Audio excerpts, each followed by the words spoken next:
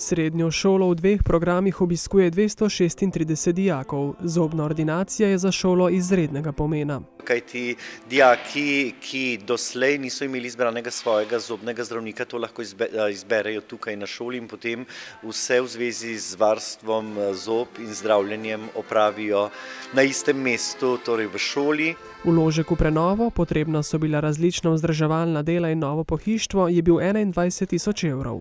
Potem je bilo po dogovoru z ravnateljem gospodom Jevnikarjem dogovorjeno, da si ta vložek deliva in tako je stvar realizirana.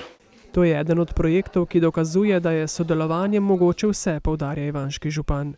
Menim, da dodatna ponudba, ki so zagotovili s pomočjo zdravstvenega doma v Ivančni Gorici, ki je tudi izjemna ustanova, lahko ponudijo tem dijakom, ki se tukaj pripravljajo na nadaljnje življenje, storitve, ki jih druge pač ni mogoče dobiti.